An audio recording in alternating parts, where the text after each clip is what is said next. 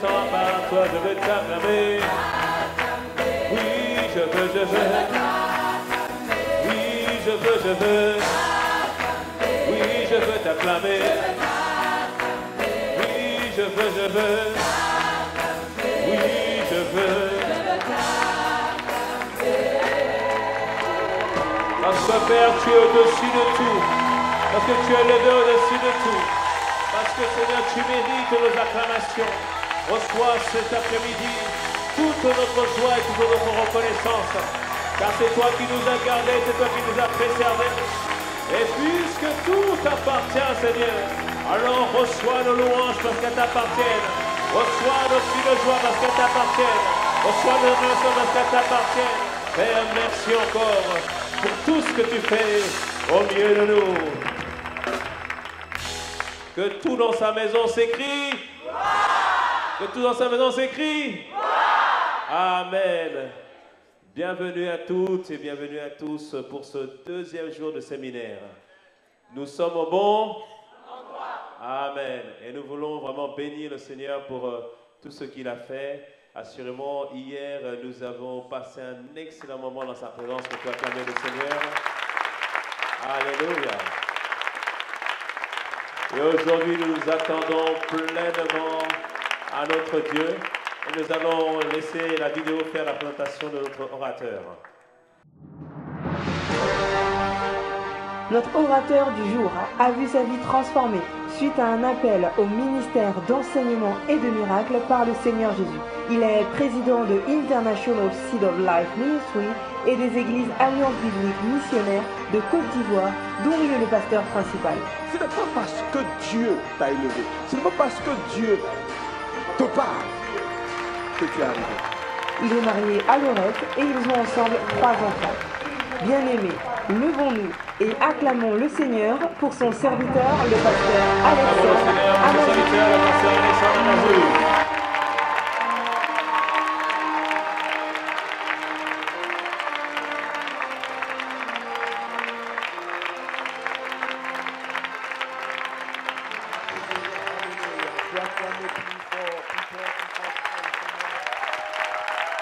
Alléluia. Est-ce qu'on peut lever la main vers le ciel pour adorer le Seigneur? Je veux que tu parles à Jésus encore ce soir. Dis-lui, Seigneur, cet après-midi, bénis-moi, change ma vie. Alléluia. Merci, Seigneur. Merci, Saint-Esprit. Nous te bénissons, Yahvé. Alléluia.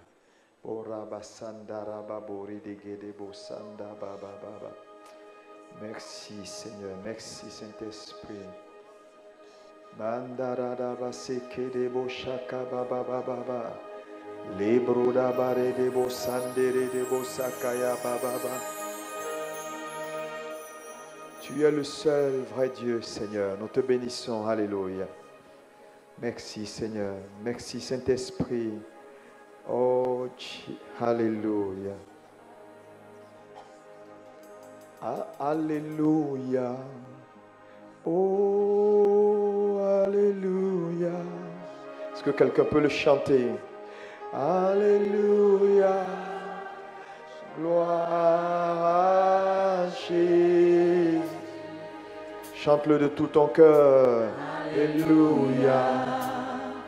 Oh, Alléluia. Oh, Alléluia. Alléluia. Gloire à Jésus. Alléluia, tout le monde. Alléluia. Oh, Alléluia.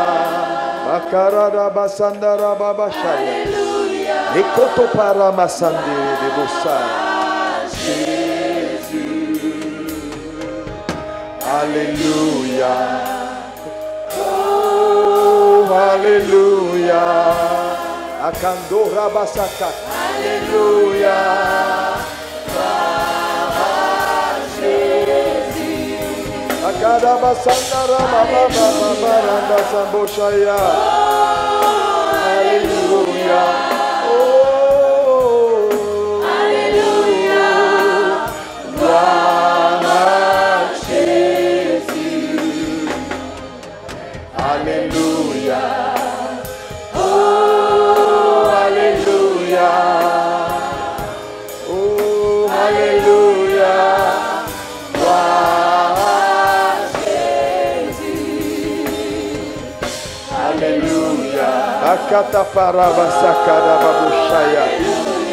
Seigneur, nous te bénissons pour ta fidélité. Nous t'exaltons parce qu'en dehors de toi, il n'y a point d'autre Dieu.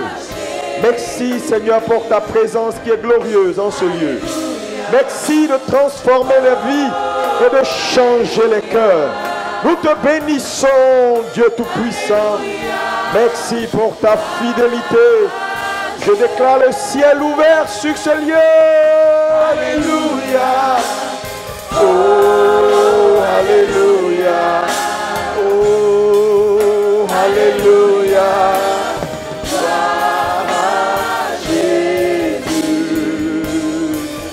Alléluia.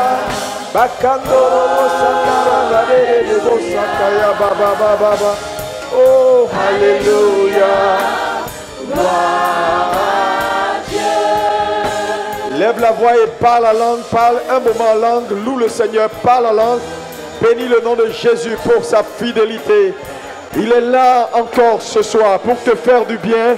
Dis Saint-Esprit, touche-moi, change ma vie, transforme-moi. Merci Constance. La brade de bos, kadababababababa. Lende de bos, akandabare, nabasenderedes. Oh, baba baba baba baba santa pakaya baba baba baba. Oh, hallelujah. Oh, Jesus. Oh, bakanda baraba sanda ba. Oh, hallelujah. Gloire à Jésus. Bakanda robo sanda baba baba.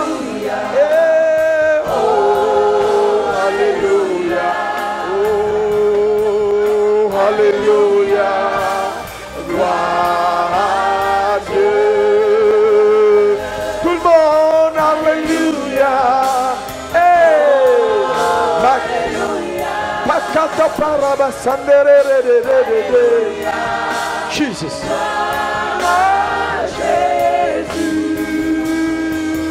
Hallelujah.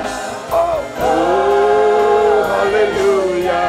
Oh, hallelujah. Gloire à Dieu. Alléluia. Seigneur, nous te bénissons. Tu es le seul vrai Dieu. Reçois l'honneur, la gloire, la louange, parce que après toi, il n'y a point d'autre Dieu. Tu demeures le seul propriétaire de tout. C'est toi qui contrôles tout, c'est toi qui as tout, c'est toi qui donnes la vie. Seigneur, ce soir, cet après-midi, je prie que la vie éternelle soit communiquée, que les pensées soient renouvelées au nom puissant de Jésus-Christ de Nazareth. Alléluia. Gloire à Jésus. Alléluia. Oh, Alléluia. Oh, Alléluia. Alléluia. Gloire à Dieu. Est-ce que quelqu'un peut acclamer mieux que ça? Donne des acclamations nourries à Jésus. Parle et dis des bonnes paroles pendant que tu acclames Jésus-Christ de Nazareth. Alléluia. Alléluia.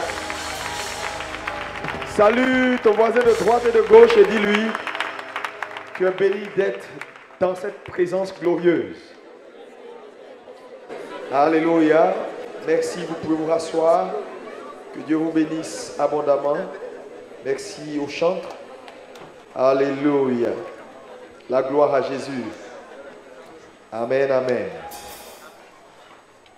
Est-ce que quelqu'un qui n'était pas là hier? Ceux qui n'étaient pas là hier, les juste là-bas. Ah, ok. Donc ça veut dire qu'il y a encore beaucoup de frères qui sont en route. Mais on va commencer. Alléluia. Je vais faire un bref rappel de ce qui a été dit hier et nous allons aller à la parole de Dieu. Hier, et je voulais saluer d'abord tout le monde. Merci de me recevoir. Merci à toute l'Église. Merci aux responsables et en particulier le groupe pastoral. Que Dieu vous bénisse davantage. Amen. Alléluia. Et hier, donc, nous avons commencé notre séminaire en introduisant sur le thème « Comprendre le principe de la propriété ». Est-ce qu'on peut dire avec moi « Comprendre le principe de la propriété ». Alléluia. Et nous avons vu dans le psaume 24 à partir du verset 1 « À l'Éternel la terre et ce qu'elle renferme, le monde et ceux qui l'habitent ». Et nous avons donc tiré un certain nombre de conclusions en disant que Dieu était propriétaire de tout. La Bible dit « À l'Éternel la terre et ce qu'elle renferme ». Donc la terre parlant de tout ce qui est matériel, le monde parlant du système qui contrôle la vie des hommes sur terre, ceux qui l'habitent. On a parlé des 4 règnes, le règne animal, humain, végétal, minéral, et toutes ces choses-là sont sous son pouvoir. On a vu également qu'il est écrit que qu'est-ce que l'homme pour que tu te souviennes de lui, le Fils de l'homme pour que tu prennes garde à lui, tu l'as fait de peu inférieur à Dieu, tu l'as couronné de gloire et de magnificence, tu as soumis les œuvres de tes mains, ou tu lui as soumis les œuvres de tes mains. Donc nous avons vu que Dieu est le créateur de tout. Et on a vu également que la Bible dans Genèse dit « Au commencement Dieu créa ». Disons, quand on dit « au commencement Dieu », ça veut dire Dieu était avant le commencement. Tout ce qui est au commencement est avant le commencement. Et nous avons vu qu'au commencement, il y avait le Père, il y avait le Fils, il y avait le Saint-Esprit. Ils sont Dieu, alléluia, et ils ont tout fait. Nous avons donc démontré que Dieu est propriétaire de tout. Dieu est créateur. Nous sommes sa propriété. Est-ce qu'on peut me dire Amen? C'est un point qui est essentiel. Nous sommes sa propriété. Et nous avons vu également que quand tu veux comprendre un concept, il faut aller à sa première mention. Et donc nous avons vu la première scène qui a eu lieu à Genèse, la scène d'Éden, lorsque Dieu fit le jardin et mit l'homme dans le jardin.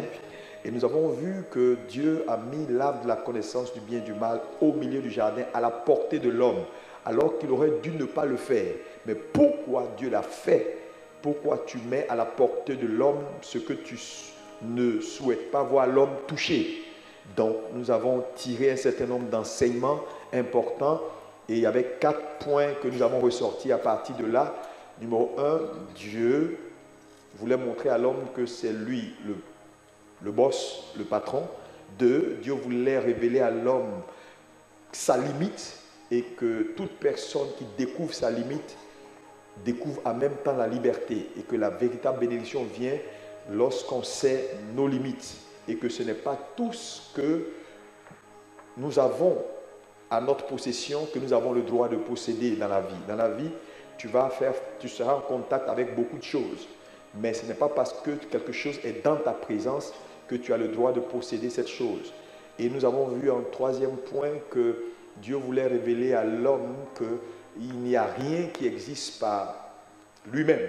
C'est-à-dire, partout où tu peux voir quelque chose qui est, ça veut dire que cette chose-là a un propriétaire. Donc la capacité de reconnaître ce qui t'appartient et ce qui ne t'appartient pas. Alléluia. Et nous avons vu enfin que Dieu voulait montrer à l'homme que voilà, il fait de sa création ce qu'il veut. Nous avons tiré tous ces points-là et nous avons fait une démonstration pour révéler également l'importance en tant que gestionnaire. Parce que lorsqu'un homme arrive à la compréhension que Dieu est le propriétaire de tout, alors en même temps il comprend sa position. Alléluia. Et nous avons dit que nous sommes des gestionnaires. Qu'est-ce qu'un gestionnaire? C'est quelqu'un qui a en charge des biens qui ne lui appartiennent pas de façon temporaire. Et que l'homme, en tant que gestionnaire, est bien sûr la seule entité qui possède ce qui appartient au propriétaire. Mais souvent, on a tellement gardé ce qui ne nous appartient pas qu'on se comporte comme si ça nous appartenait. Alléluia. Et nous avons vu que le véritable problème de l'Église est lié au fait que les chrétiens n'ont pas cette prise de conscience que Dieu est le propriétaire de tout et qu'ils ne sont que des gestionnaires. Et un gestionnaire a un certain nombre de prérogatives. Numéro 1, le gestionnaire a pour responsabilité de garder ce qu'on lui donne, de protéger ce qu'on lui donne, de faire quoi? De cultiver ce qu'on lui donne et de faire un compte rendu fidèle au propriétaire. Le problème, c'est que l'Église ou les gestionnaires que nous sommes, on ne fait pas réellement ce qu'on a à faire comme compte. Et nous avons vu ici que la Bible dit, selon Jacques 4, verset 7, il dit « Soumettez-vous à Dieu », c'est-à-dire « Soumettez-vous au propriétaire, résistez au diable et il fuira loin de vous ». Quand un homme n'est pas soumis à Dieu, il ne peut pas vaincre ou il ne peut pas mettre hors d'état de nuire l'ennemi. Et nous avons vu ici, en faisant la démonstration, que la défaite dans la vie des chrétiens est liée au fait que dans leur gestion de ce que Dieu leur a donné, ils ne sont pas fidèles. Et là où vous volez Dieu, Satan vous volera. Parce qu'un homme ne peut pas chasser Satan alors qu'il fait le même boulot que lui. Amen. Voilà, globalement résumé, pour ceux qui nous prennent en marche. On peut continuer? Est-ce qu'on peut acclamer Jésus? Alléluia. Aujourd'hui, je vais vous emmener dans un voyage. Ma prière, c'est que vous puissiez suivre, puisque nous sommes dans la continuité de ce que nous sommes en train de voir. Hier, j'ai insisté sur le fait que Dieu ne voulait juste que 1%, c'est-à-dire dans les 100% qu'il donne à un homme, il a besoin juste de 1%, 1%. Et j'ai dit, que représentait le 1%? Avant d'y arriver, nous allons voir un certain nombre d'éléments.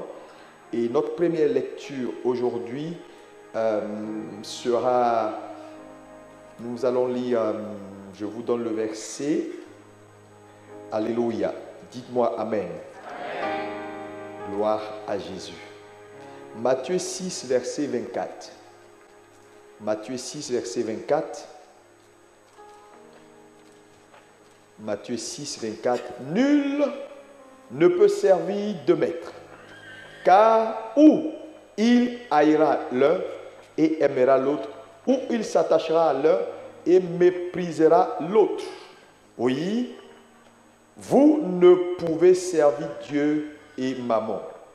Alléluia. Est-ce que quelqu'un peut dire avec moi, on ne peut servir Dieu et Mammon? Vous savez, c'est un texte qui est très, très, très important.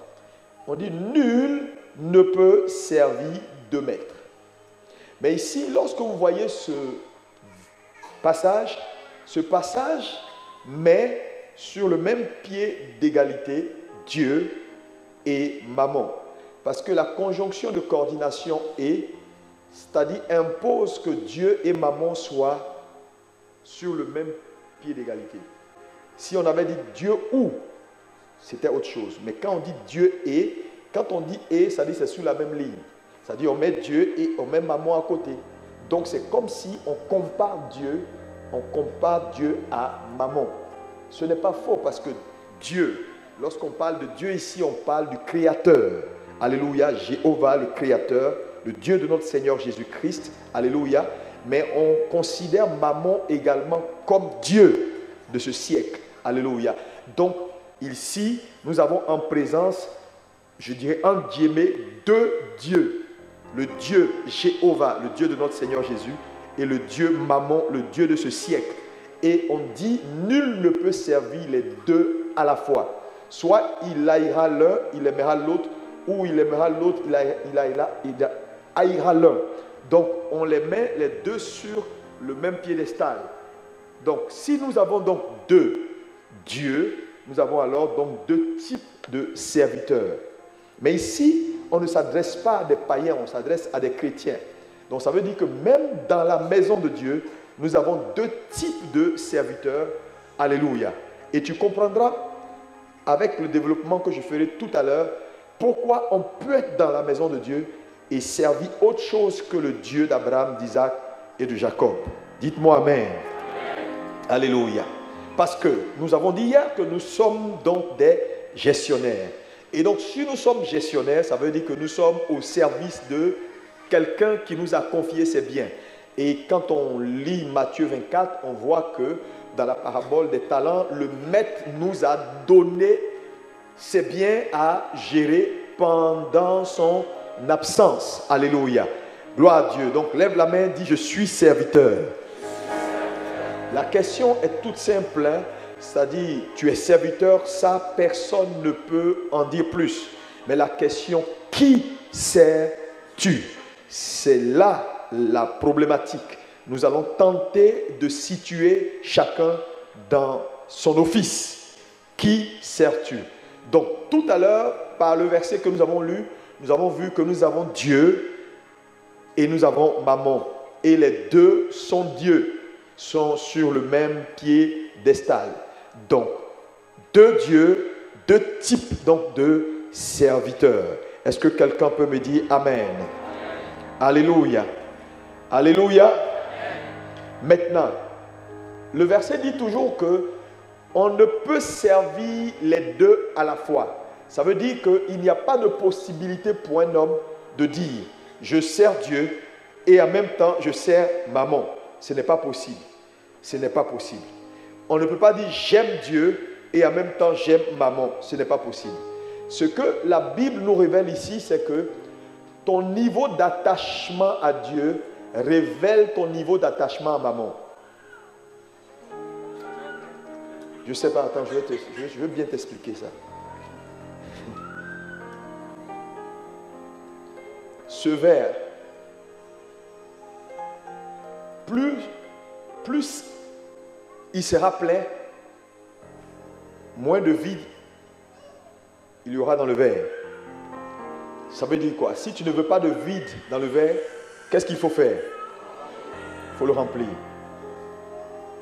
Donc on dira le degré ou de vide du verre est proportionnel à son degré de remplissage. Maintenant ici, lisez bien le verset. Nul ne peut servir deux maîtres. C'est-à-dire, il n'y a pas de possibilité de servir deux maîtres.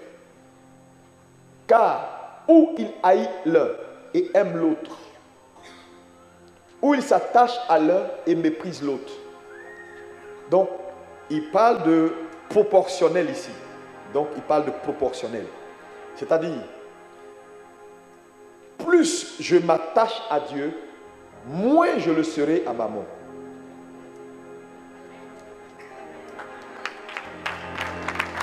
Donc, ce que le verset est en train de nous dire, j'ai dit, il parle à des chrétiens.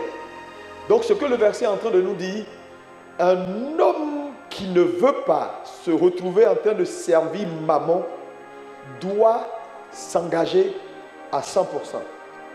Parce que s'il y a 5% qui restent, la nature aurait du vide. Mammon prend les 5%. C'est-à-dire, tu ne peux pas dire, moi je sers Dieu seulement. C'est-à-dire, je sers Dieu, je sers Dieu. Si tu sers Dieu, ça veut dire que tu es à 100%. Si tu n'es pas à 100%, ça veut dire qu'il y a les soit 5 ou 10 ou 15 qui restent là, qui sont occupés par quelqu'un d'autre. Et ça ne peut qu'être Mammon. Parce qu'il parle de proportionnel ici. Mais tu vas comprendre tout à l'heure pourquoi les choses sont ainsi. Dites-moi Amen. Vous savez, hier, quand on a fait la démonstration, on a été très clair. J'espère que vous avez le message d'hier dans vos pensées. Ce que je suis en train de vous dire là, c'est des choses qui sont très importantes pour votre marche. Ça va vous suivre toute votre vie. Ce n'est pas un enseignement que tu vas prendre aujourd'hui puis c'est fini. Non, ça c'est pour la vie.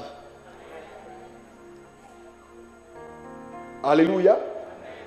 Dieu donc nous a établis gérants de ses biens. En gérant ses biens, nous le servons. Et la Bible dit, nul ne peut servir deux maîtres. Lorsque la sœur qui était devant les biens qui lui ont été confiés a commencé à servir avec un cœur qui n'était pas entier, qu'est-ce qui s'est passé? l'ennemi a pu avoir accès à elle et a pu toucher au bien. Dites-moi amen. Et donc, cette sœur qui éventuellement a tenté de dire Satan, je te lie ou je t'empêche de toucher à mes biens, n'a pas pu. Pourquoi? Parce qu'elle était dans une posture qui ne lui permettait pas d'exercer son autorité. Donc lorsqu'un homme fait la même activité que son ennemi, sa force est paralysée. Vous comprenez? Donc tes forces vont te manquer quand tu commences à faire ce que ton ennemi fait. Que tu le veux ou pas, ça va te manquer. Alléluia. C'est un principe. Gloire à Jésus. Ok. Donc le degré de l'amour d'un homme pour Dieu est proportionnel à ce qu'il a pour maman. Ça, c'est le premier point que je voulais faire. Donc l'indice de notre attachement à Dieu est fonction de notre attachement à maman. Maintenant, revenons à l'origine. Prenez le temps de bien me suivre.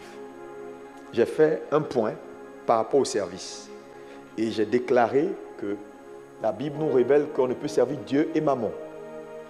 Donc c'est notre attachement à Dieu qui détermine notre attachement à maman. Plus nous le sommes à Dieu, moins on le sera à maman. Est-ce que c'est bon pour quelqu'un? Maintenant, on repart à l'origine. Parce que le plus important, c'est la compréhension. Vous savez, moi, je suis pour la compréhension. Quand un homme a compris quelque chose, on ne peut plus le lui enlever. Quand nous repartons à l'origine, après le péché d'Adam, quelque chose va se passer. Lorsqu'Adam pêche, fait le choix de désobéir à Dieu, le soir, Dieu vient et dit, Adam, où es-tu? J'ai entendu ta voix, j'ai eu peur, je me suis caché. Maintenant, Dieu décide de sauver l'homme. Mais il est dans un dilemme. Parce que la Bible dit, on va lire un certain nombre de versets, alléluia, Ézéchiel 18, verset 4, Ézéchiel 18, verset 4, Ézéchiel 18, 4, oui.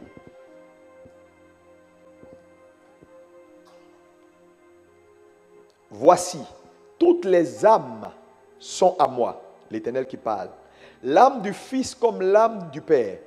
L'une et l'autre sont à moi. L'âme qui pêche, c'est celle qui mourra. Ça, c'est une loi. C'est l'âme qui pêche qui mourra. Maintenant, lorsque nous lisons, voyons Jean 3,16, que vous connaissez tous, oui, car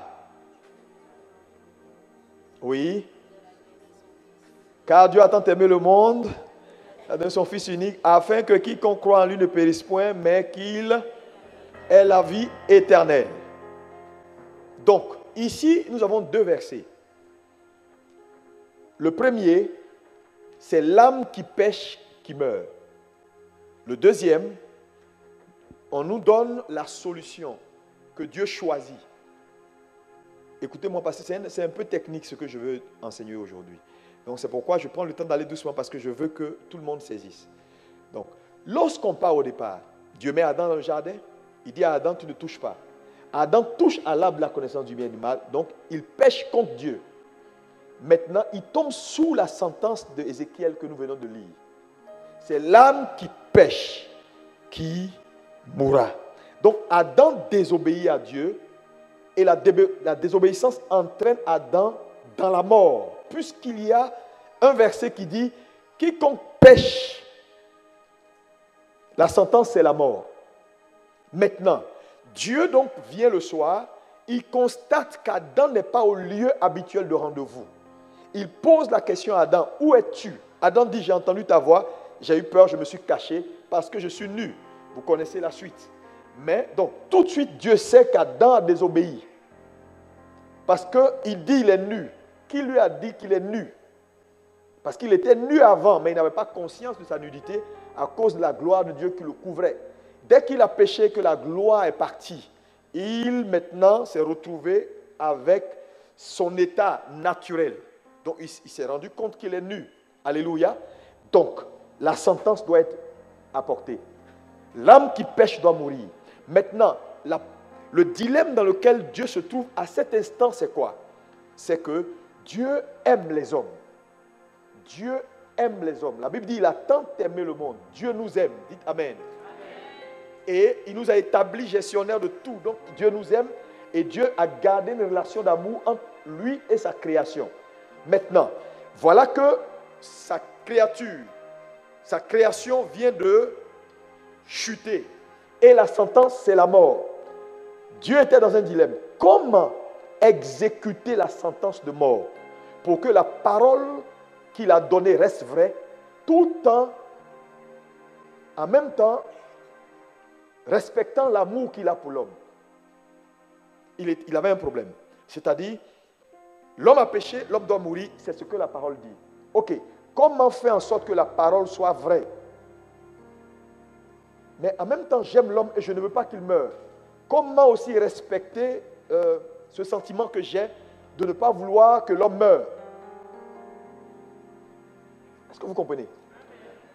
Ça va pour quelqu'un? Je vois des gens qui me regardent. Si ça ne va pas, tu m'arrêtes, on va reprendre. Il ne faut même pas t'inquiéter. Alléluia.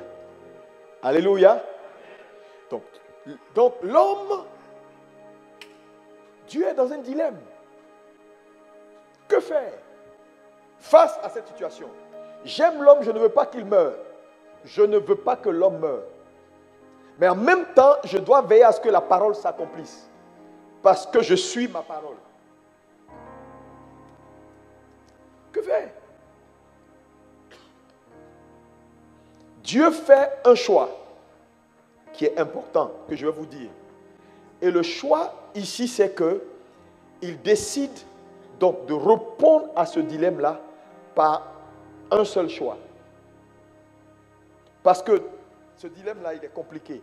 Et la seule chose qui a la capacité de permettre à ce que la parole soit respectée, tout en respectant le désir que Dieu a de ne pas voir l'homme mourir, il y a un seul principe dans la Bible qui peut résoudre ce problème-là. C'est le principe de l'échange.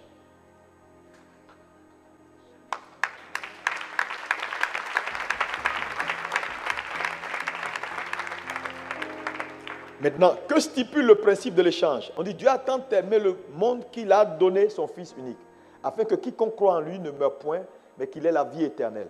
Donc, qu'est-ce que Dieu fait? Dieu dit, l'homme a péché, il doit mourir, pour que la parole soit respectée. J'aime l'homme, je ne veux pas que l'homme meure. Comment Dieu règle le problème? Il fait le choix du principe de l'échange. Et le principe de l'échange, c'est quoi? Dieu décide donc de prendre la place de l'homme.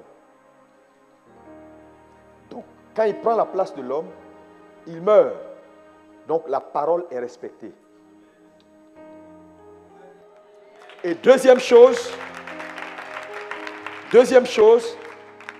comme il a le pouvoir de reprendre sa vie, l'homme vit et son désir de garder l'homme reste intact. Je ne sais pas si vous suivez. Ça va?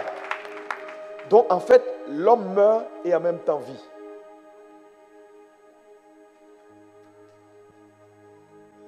Ça va? Maintenant, tu vas comprendre tout à l'heure pourquoi il a fait ce choix. C'est très important. Alléluia. Est-ce que quelqu'un a compris? C'est un point essentiel. Alléluia. Donc, le principe de l'échange. Le principe, tout le monde dit avec moi, le principe de l'échange. Plus fort. Alléluia. Donc, Dieu fait le choix du principe de l'échange. Et ce principe-là, vous pouvez le voir dans toute la Bible. Je vais vous donner quelques versets. Vous allez voir le principe de l'échange. Numéro 1, quand on parle du principe de l'échange, on dit il a tant aimé qu'il a donné. Donc le principe de l'échange, c'est le principe de la semaille et de la moisson. Dis avec moi, le principe de l'échange est le principe de la semaille et de la moisson. Luc 6, verset 38. Tu peux mettre ça sur le tableau. Luc 6, 38 dit quoi?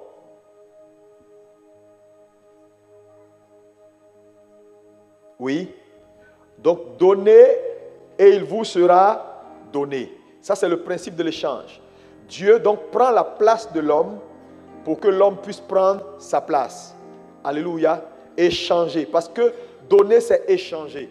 Donner et il vous sera donné. Donc, quand quelqu'un donne, c'est comme s'il échangeait quelque chose. Parce qu'il n'y a aucun donné qui ne t'apporte pas, il te sera donné. Vous comprenez? Donc, voilà le principe de l'échange. Maintenant, pourquoi Dieu fait le choix de ce principe? Suivez-moi très très bien. Nous allons lire Genèse 3, versets 17 à 18.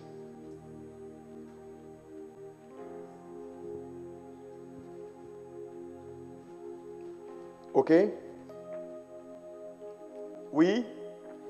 Il dit à l'homme, puisque tu as écouté la voix de ta femme et que tu as mangé de l'arbre au sujet duquel je t'avais donné ce ordre, tu n'en mangeras point, le sol sera maudit à cause de toi et vous connaissez les conséquences. Donc ici, nous voyons que après le péché d'Adam, Dieu va maudire la création. Donc tout sera maudit. Tout est maudit. Il dit, le sol va te produire désormais des ronces et des épines. Mais n'oubliez pas un fait qui est important, c'est que Dieu a établi l'homme contrôleur, gérant de la création. Après le péché de l'homme, Dieu juge la création, Dieu maudit la création. Maintenant, ce qu'il est important de comprendre ici également, c'est que l'homme en tant que gérant, il gère quoi? Hein? Il gère quoi? Il gère quoi? Mais tu parles doucement, tu as peur, il ne faut pas avoir peur. L'homme gère quoi? Ok, on peut extrapoler pour dire la création. C'est-à-dire la création est sous son contrôle. Maintenant, dans cette création, il tire sa nourriture, il tire son argent, il tire. Tout ce que vous pouvez voir ici, là, est le fruit de la création. Il n'y a rien qui soit ici qui ne soit pas sorti de terre. Ou bien il y a quelque chose qui n'est pas sorti de terre, y compris toi. Donc si tu peux trouver une seule chose qui n'est pas sortie de terre, je vais t'acclamer. Tout ici est sorti de terre. Alléluia. Donc l'homme directeur de la création a sorti de cette création-là son vécu, tout ce qui est nécessaire pour sa vie et son quotidien. Mais en sortant ces choses-là, il a dans sa conscience un fait. Dieu est le propriétaire de tout. Dieu m'a établi pour gérer et pour sortir le meilleur de mon environnement. Donc quand un homme construit un avion, c'est-à-dire il a cultivé son environnement et il a tiré le meilleur pour faciliter ses déplacements. Quand un homme achète n'importe quoi, tout ce que nous faisons ici, là, en fait, tout ça, c'est l'invention de l'homme pour améliorer notre quotidien. L'homme demeure le gérant. Dites-moi Amen. Amen. Mais un fait important que vous devez comprendre, c'est que tout ce que vous pouvez voir dans cette salle-là est maudit. Parce qu'après la chute, Dieu a prononcé une sentence sur la terre.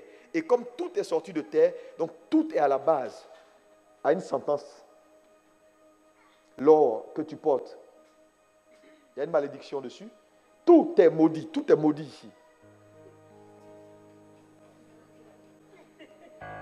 Tu dis, mais je ne comprends pas. Quand il dit la terre va désormais te produire des ronces et des épines, ça veut dire qu'au commencement, dans la pensée de Dieu, la terre n'était pas censée produire des ronces et des épines. Le mot ronces et épines veut dire simplement que ce qui était censé te faire du bien va être maintenant sujet de mal. C'est pourquoi les gens se tuent à cause d'un terrain. Les gens se tuent à cause du pétrole. Les gens font la guerre les uns les autres à cause de temps, à cause d'un héritage. Quelqu'un est capable de décimer ses frères. Tout ce que vous voyez comme chaos qu'il y a dans le monde est lié au fait que ce qui était censé nous faire du bien, maintenant est devenu sujet de malheur. C'est pourquoi quiconque met sa vie sur quoi que ce soit qui soit matériel, a échoué sa vie.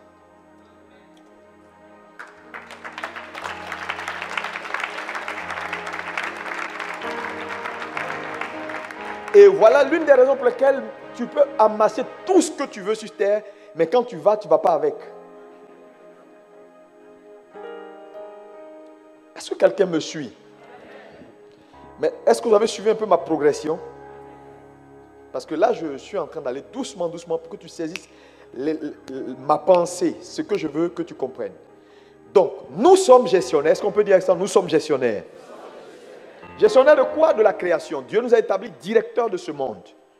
C'est nous qui avons la clé de ce monde. C'est pourquoi Jésus, en venant dans ce monde, est passé par une femme. Il dit, je suis venu par la porte, mais le voleur est venu par la fenêtre. La porte, c'est la femme. Parce que c'est par la femme qu'on a accès au monde. Aucun homme ne peut avoir accès à la terre sans passer par une femme. Quiconque le fait est appelé le voleur. Et Satan n'est pas né d'une femme, c'est pourquoi on l'appelle le voleur.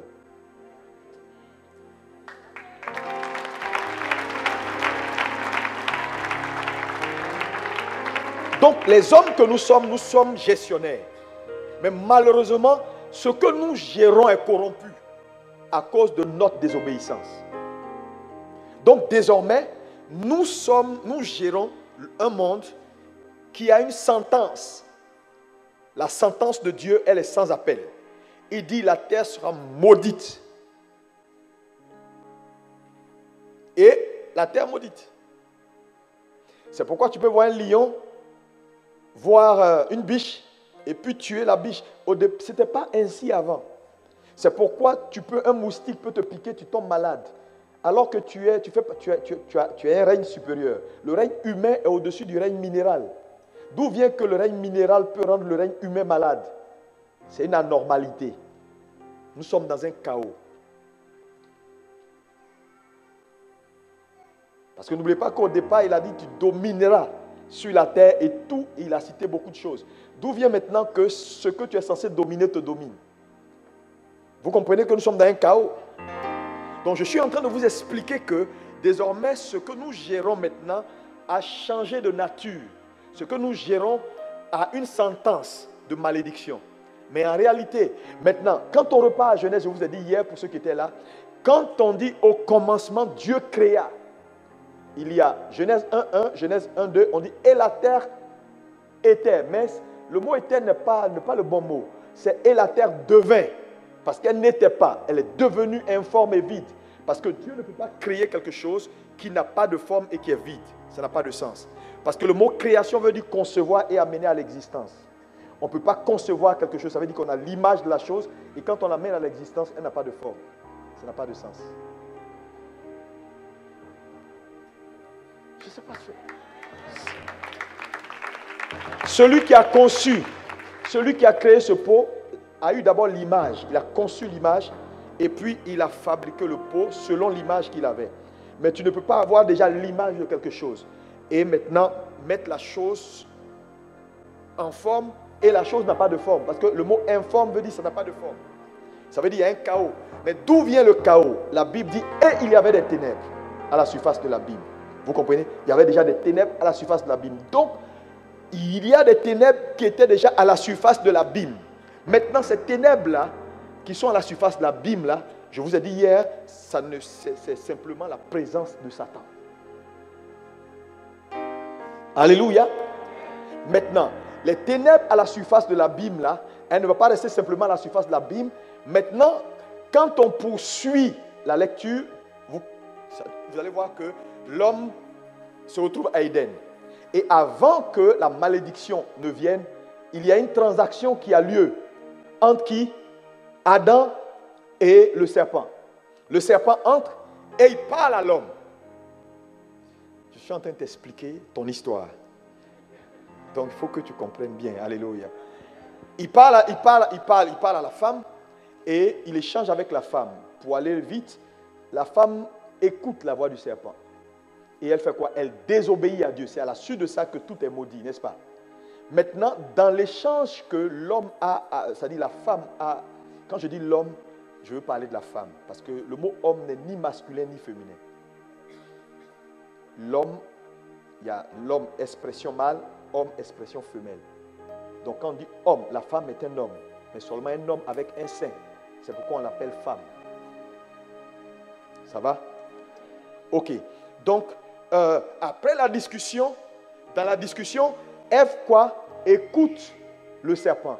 En écoutant le serpent, et en faisant ce que le serpent lui dit. Parce qu'il y avait deux instructions. Dieu dit, on ne touche pas. Le serpent dit, si vous touchez, vous serez comme lui. Donc, l'enjeu à Éden, c'était qui écouter. Elle fait le choix d'écouter le serpent. Mais il y a un principe biblique simple qui dit, celui que tu écoutes, tu te soumets automatiquement à lui.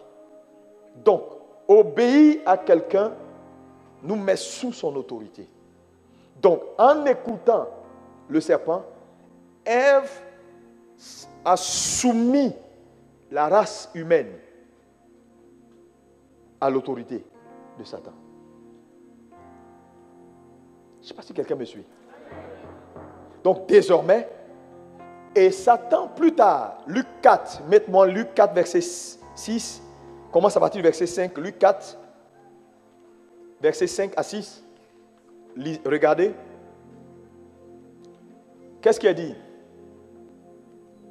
Le diable, l'ayant élevé qui Jésus, lui montra en un instant tous les royaumes de la terre. C'est-à-dire, il montre à Jésus tous les royaumes de la terre. Oui.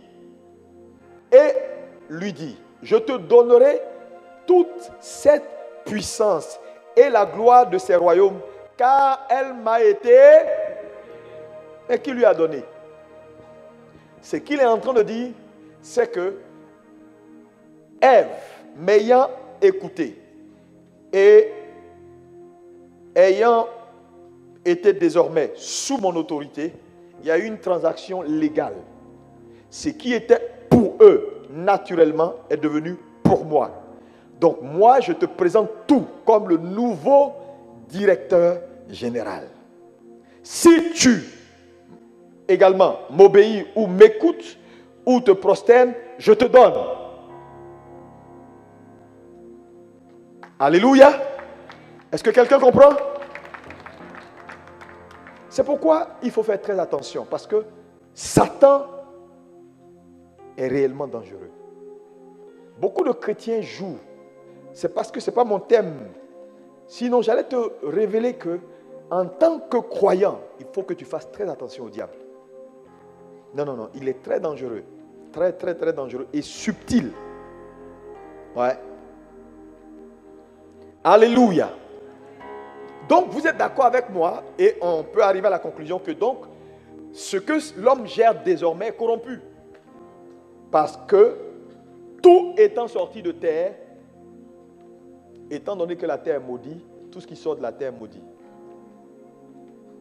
Maintenant, la Bible nous parle ici qu'on ne peut servir Dieu et Mammon. Qui est Mammon? Mammon, c'est qui?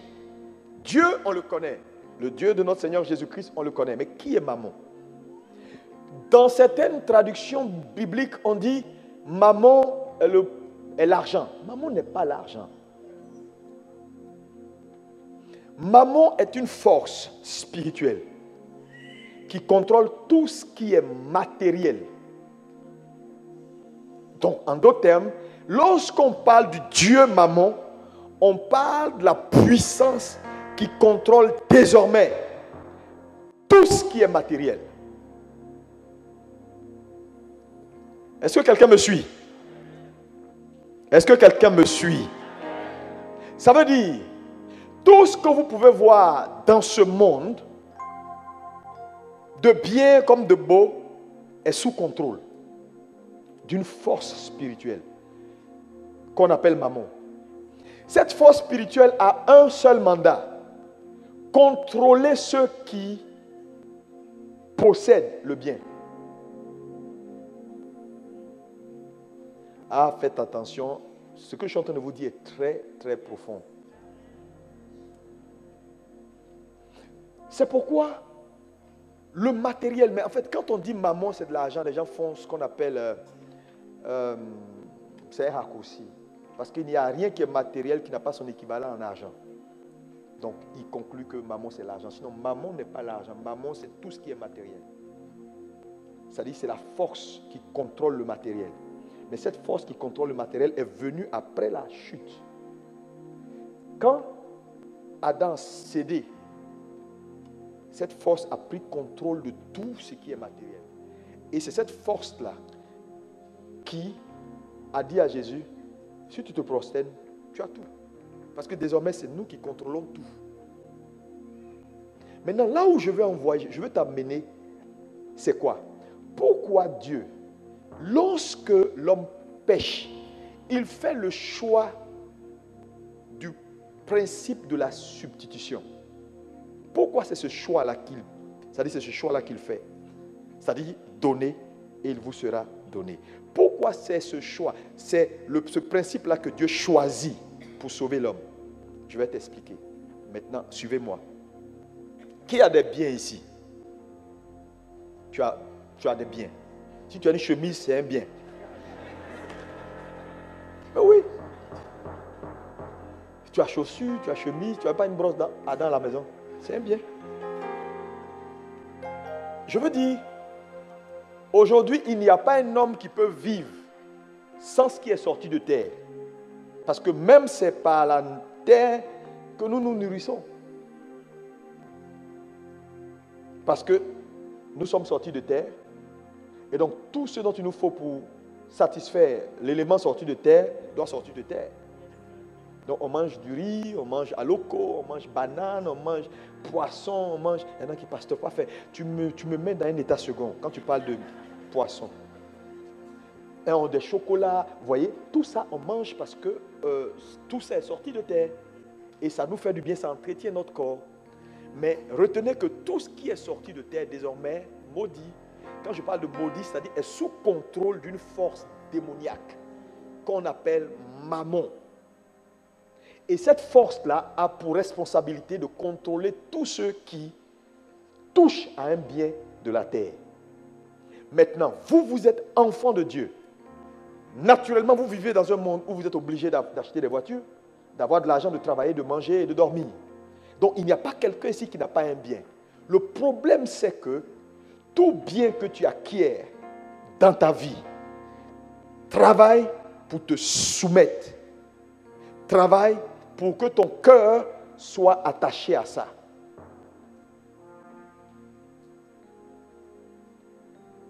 Je vais vous dire, quand il dit, je vous ai dit tout à l'heure que c'était la proportionnelle, on ne peut servir Dieu et mammon, c'est-à-dire c'est ton degré d'attachement à Dieu qui détermine ton degré d'attachement à mammon. Ici, dans cette salle, il y a beaucoup de serviteurs de mammon. Et tu vas comprendre tout à l'heure pourquoi il y a beaucoup de serviteurs de mammon. Parce qu'il n'y a pas quelqu'un ici qui n'a pas de biens. Nous avons tous des biens. Nous travaillons au quotidien, on nous donne de l'argent, on nous donne beaucoup de choses. Ça, ce sont des biens. Mais la Bible dit également que là où le trésor d'un homme est, c'est là où son cœur est. Donc, cette force qui contrôle le matériel, aujourd'hui, vise un objectif. Fais en sorte que quand tu l'as, que ton cœur s'attache au bien. Donc, vous savez, le degré donc de ton attachement à Dieu est ce qui va te libérer de la force. Maintenant, quand Dieu fait le choix de la substitution, c'est quoi? Il prend la place de l'homme et l'homme prend sa place. C'est ce qu'on appelle donner et il vous sera donné. Donc le principe du donner et il vous sera donné est un principe qui fait quoi? Qui fait le partage de l'héritage. Parce que quand Dieu prend la place de l'homme, il prend l'héritage de l'homme qui est la mort et l'homme prend son héritage qui est la vie.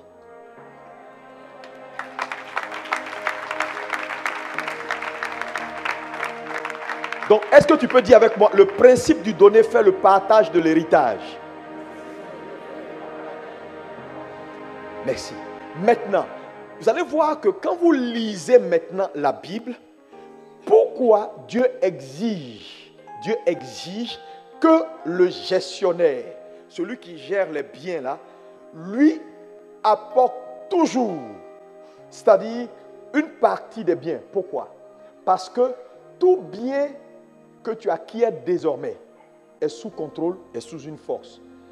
La seule manière que le bien te revienne sans te faire mal, il faut qu'elle passe par les mains de Dieu. Tu comprends? Je suis en train de chercher à me faire comprendre parce que je veux que tu comprennes. Dis-moi amen.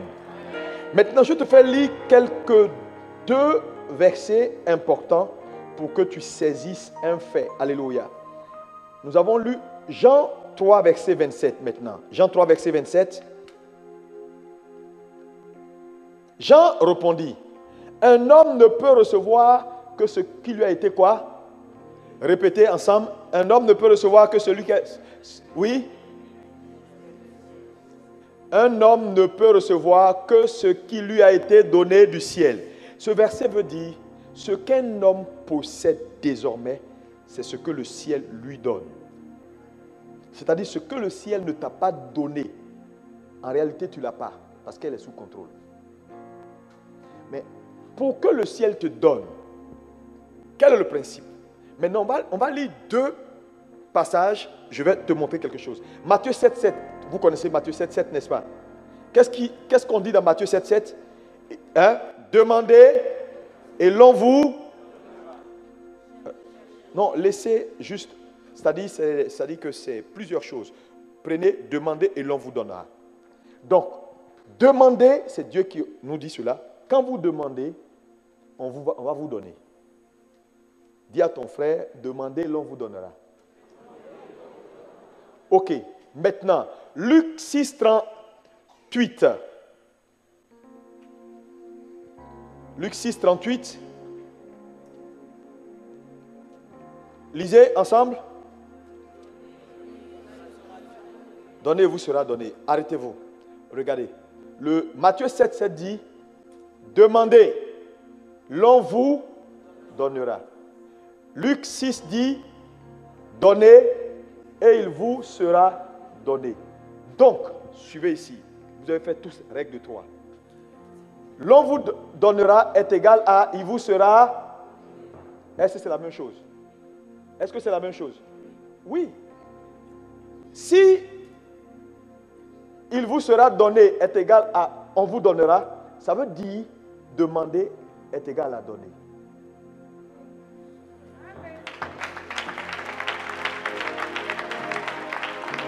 Ça veut dire en réalité à chaque fois que tu demandes, comprends simplement que ça veut dire donne.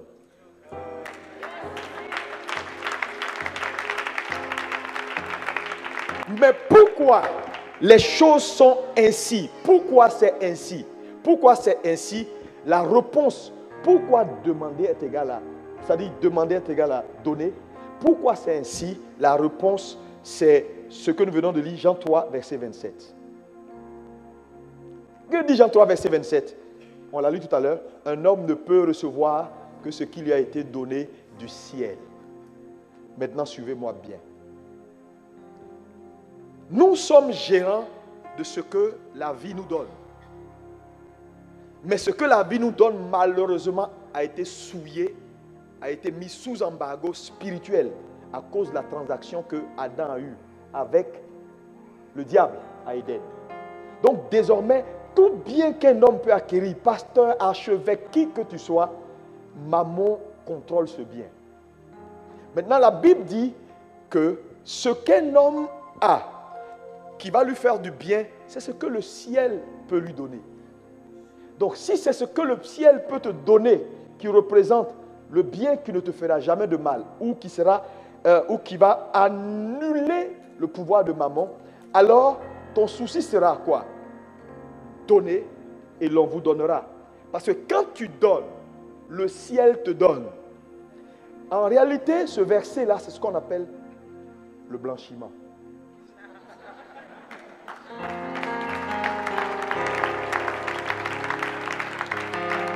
Donc, en fait, nous les chrétiens, nous faisons du blanchiment. Quand on donne à Dieu, Dieu paralyse le pouvoir de Mammon. Et quand il nous ramène, cette bénédiction nous enrichit et ne se fait suivre d'aucun chagrin. C'est pourquoi un chrétien qui ne sait pas donner sera sous contrôle. Parce que je te dis, si tu veux, essaie. Maman va prendre ton cœur. Tes biens vont te prendre. quand on va prêcher à l'église, on va dire, bon, on a une croisade à faire. Ah, ton cœur bat fort. Ils veulent prendre mon argent. Pourquoi? Parce que maman t'a pris. Non, non, je vous le dis. Tu sais, arriver à la liberté. Quand il dit on ne peut servir Dieu et maman, vous allez voir qu'il y a des gens qui servent maman. Servir maman, c'est quoi? C'est donner la priorité à ce que tu appelles mon argent, ma voiture, mes affaires. Mais en réalité, tout ça est sous contrôle. Ce que tu ne sais pas, c'est que ces choses-là, avec le temps, travaillent pour prendre ton cœur. Pour prendre ton cœur. C'est-à-dire, ces choses-là travaillent pour lutter la place de Dieu. Parce que l'esprit qui est derrière, on le compare à un Dieu.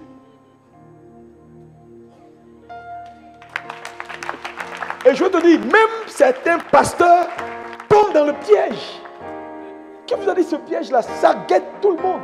Ça guette tout le monde. Donc l'antidote, ce que Dieu trouve comme principe pour, bien, principe légal, mais pour contourner le piège dans lequel Adam a mis la race humaine, c'est le principe du donner.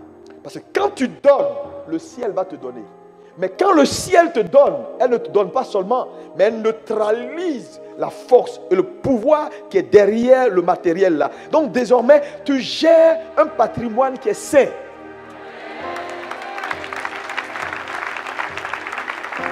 Est-ce que quelqu'un peut me dire un bon amen? Alléluia! C'est très important. Quand je l'ai compris, ma vie a changé. Ça veut dire quoi? Ça veut dire simplement que Dieu, si Dieu doit t'aider, frère, il va falloir que tu sois prêt à céder. Maintenant, si ton cœur refuse, ça veut dire ton amour pour maman est supérieur à celui de Dieu. Donc c'est subtil. C'est subtil, l'église, c'est subtil. Et pourquoi ce monde? Regardez ce monde aujourd'hui. Regardez comment ils sont attachés au matériel. Le matériel est leur Dieu. Ils sont prêts à tuer, à aller vendre leur âme pour la gloire, les belles voitures, des millions, des milliards. Mais les gens sont prêts à tout. Ils ne te donneront jamais leur argent pour aller sauver les âmes. Jamais ils ne le feront. Mais ils sont prêts à donner cet argent-là pour pervertir, pour promouvoir la prostitution, l'homosexualité, ces choses. Ils sont prêts à ça. Mais dire qu'aller sauver des âmes, non, ils ne sont pas prêts. Pourquoi? Parce que la force qui contrôle tout matériel est une force anti-Dieu. Et si l'Église ne comprend pas ce message, l'Église devient matérialiste. Et quand l'Église devient matérialiste et que les gens deviennent matérialistes, leur cœur s'attache à maman. Mais ils ne le savent même pas. Donc dans cette salle, il y en a qui gèrent désormais un patrimoine sain. Il y en a qui ont toujours sous leur gestion en tant que gestionnaire un patrimoine qui est contrôlé par un esprit démoniaque. Pourquoi? Parce qu'ils n'ont jamais voulu céder à Dieu pour que Dieu fasse, c'est-à-dire le blanchiment et qu'il leur amène.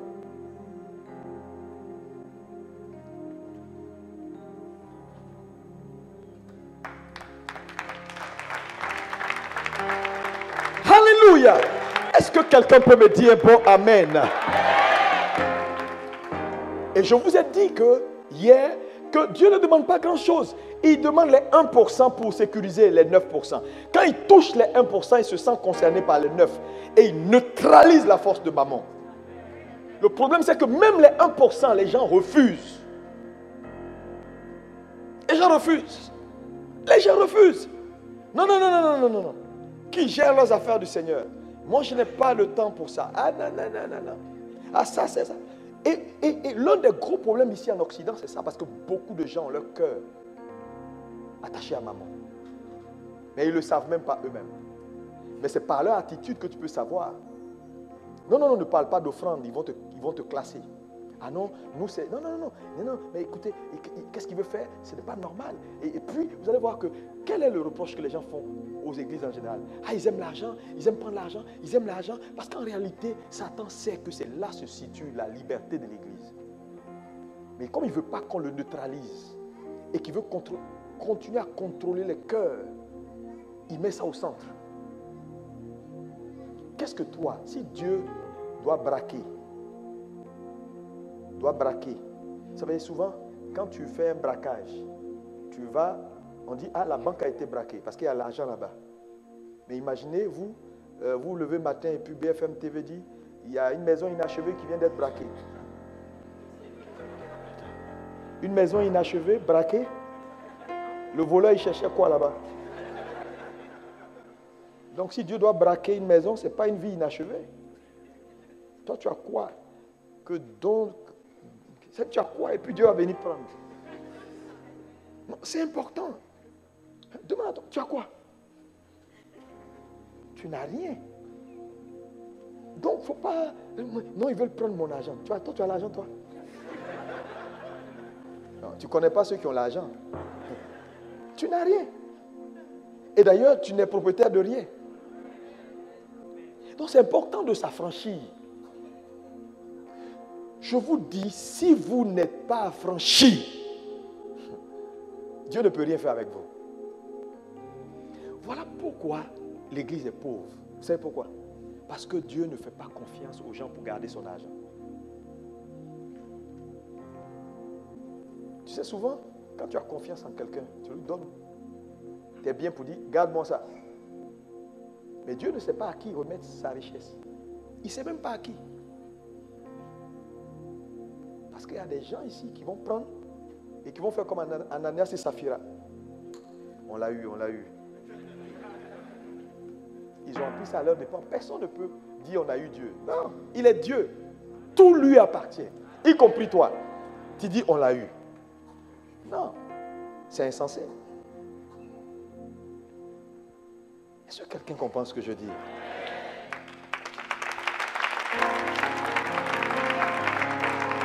Alléluia! C'est pourquoi il a donné Jésus ce qu'il avait de plus cher pour nous. Parce qu'il ne peut pas nous avoir sans payer le prix. Je vais vous dire la vérité. Regarde ton voisin, dis voisin, libère-toi.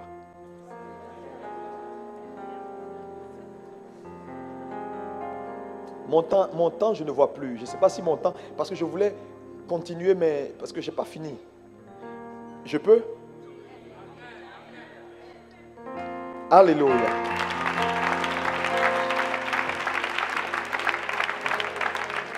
Maintenant, les 1% que Dieu veut prendre, Dieu veut les 1% là, garder les 9%. C'est-à-dire, les 99% là, c'est pour toi. Tu vis avec, tu fais tout ce que tu veux. Les 1% là représentent quoi, globalement? Je vais vous citer un certain nombre de choses que vous connaissez.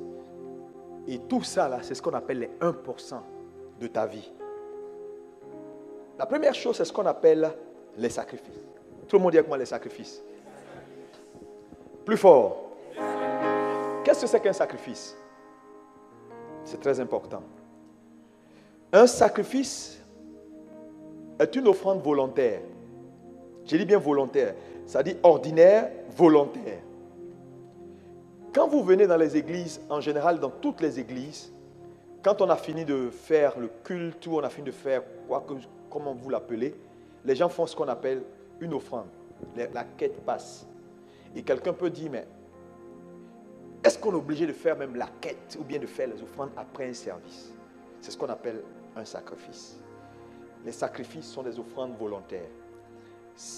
Et la Bible, il y a des versets, je vous les donne. Je n'ai pas pu donner ça là-bas parce qu'il y a beaucoup de versets. Exode 8, verset 22. Deutéronome 12, verset 6. Donc, les offrandes volontaires sont des sacrifices. Elles ne sont pas obligatoires. Ça veut dire quoi? On finit de prêcher. Si le panier passe, tu peux dire merci. Tu peux donner. Ça, c'est un sacrifice. Les offrandes volontaires sont le reflet de notre vie. Elles représentent, voilà, ce qu'on a décidé de donner à Dieu, terminé, point. Pourquoi? Parce que dans tout service où un homme va, par exemple, si on va dans le cadre du tabernacle, qui était la représentation du service, il y a toujours un sacrifice. Lorsque l'Israélite arrive et qui passe la porte pour avoir accès à la cour extérieure, il apportait son sacrifice. Donc, c'est le sacrifice, on ne peut pas avoir de sacrifice. C'est le sacrifice qui était comme le protocole d'accès au tabernacle. Donc, quand vous venez dans la présence de Dieu, pour l'adorer, un sacrifice est exigé. La Bible dit, personne ne peut entrer dans la maison de l'Éternel les mains vides, ou ne doit le faire. Donc c'est un commandement. Mais elle reste volontaire. Tu peux faire ton offrande, tu peux ne pas le faire. Ça, c'est ton problème. Mais je veux que tu retiennes que les sacrifices, ce sont des offrandes volontaires que nous faisons à chaque fois que nous nous rassemblons pour adorer notre Dieu. Est-ce que quelqu'un peut me dire Amen? Deuxième chose, dans les 1%, il y a ce qu'on appelle la semence de foi. La semence de foi, on peut le voir dans Genèse 22, versets 1 à 17. C'est-à-dire, qu'est-ce que c'est qu'une semence de foi? Une semence de foi, c'est une offrande également volontaire, directement volontaire. Alléluia. Cette offrande est destinée, c'est-à-dire on l'a fait en fonction de nos attentes. C'est pourquoi on l'appelle semence de foi. Par exemple, je veux démarrer une société. Avant de faire la société, je crois que Dieu va bénir ma société. Et que cette société sera la plus grande société, par exemple, de sécurité à Paris. Donc, j'ai fait les papiers. En fonction de la foi et de mes attentes, je prends une offrande qu'on appelle une semence de foi. Je viens voir le sacrificateur qui est représenté par son serviteur, le pasteur principal. Et je lui dis, voilà, j'ai fait des papiers, je m'apprête à démarrer une société, mais je viens avec cette offrande qui est une semence de foi pour que tu pries avec moi en vue de ce que je crois que Dieu fera pour ma société. Donc, ça c'est la semence de foi. Donc, vous voyez que la semence de foi, elle est différente. Elle est volontaire, on la porte en vue d'une attente. Je crois que Dieu fera ça. Donc, je suis venu avec ça pour que tu pries avec moi par rapport à cette affaire que je m'apprête à lancer. Donc, vous allez voir que les hommes d'affaires, en général, opèrent beaucoup dans ce domaine-là. La semence de foi. Ça va? Ok. Troisième. C'est pour gagner du temps. Troisième, c'est ce qu'on appelle les prémices. Les prémices, Néhémie 10, verset 37. Lévitique 23, verset 17. Vous pouvez voir là, on parle de prémices. Les prémices sont des types d'offrandes particuliers. Mais ils sont obligatoires. Eux, ils ne sont pas volontaires. Ils sont obligatoires. Parce que là où il n'y a pas de prémisse, il n'y a pas de prééminence. Donc la prémisse est une offrande qui est obligatoire, que l'on apporte à Dieu parce qu'en tout, Dieu veut être le premier. Dieu veut être le premier en tout. Donc, quand on parle de prémisse dans la vie d'un croyant, c'est tout ce qui est premier dans sa vie. Exode 22, verset 29, tu peux le voir également.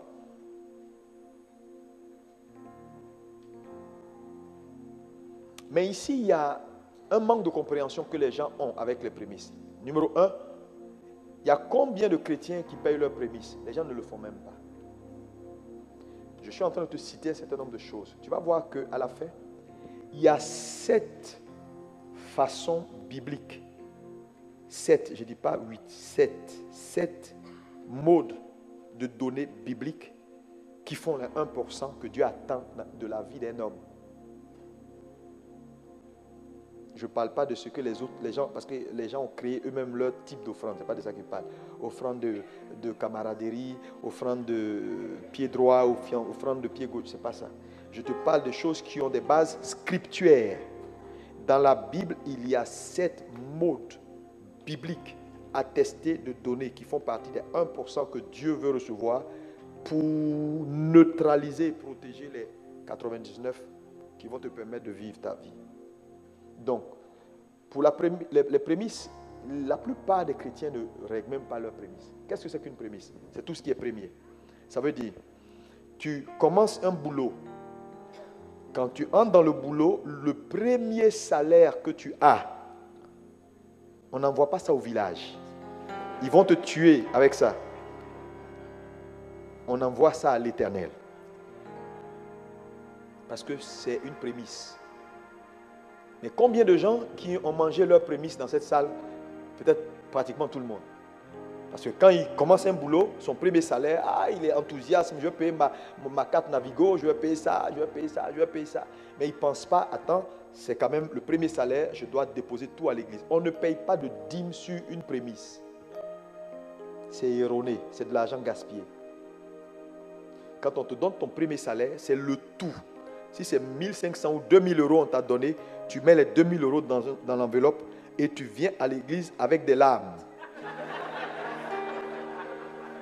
Mais quand tu vas retourner, c'est avec un sourire. La Bible dit on sème avec larmes et on récolte avec joie. C'est écrit.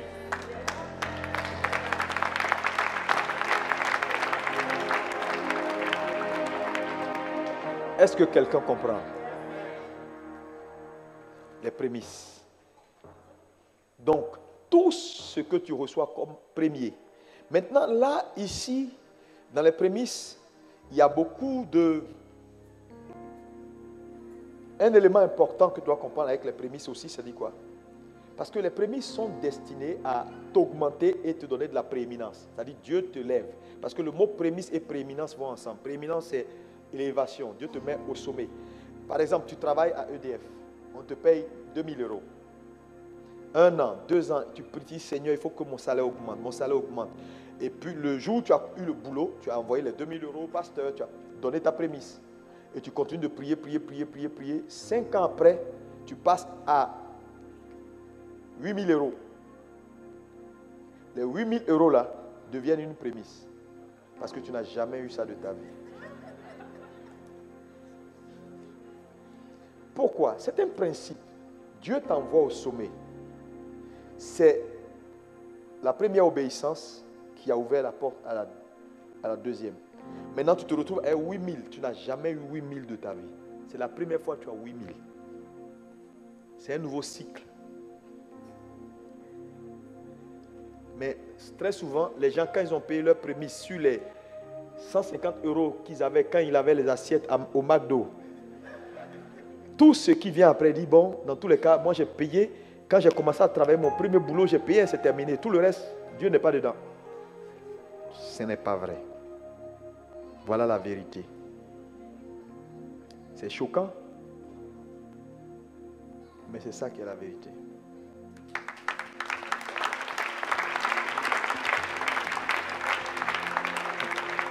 Alléluia.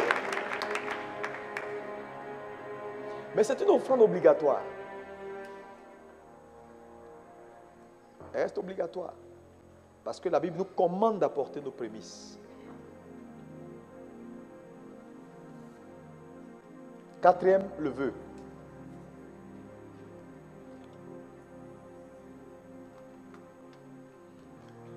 Psaume 76, versets 5 à 12.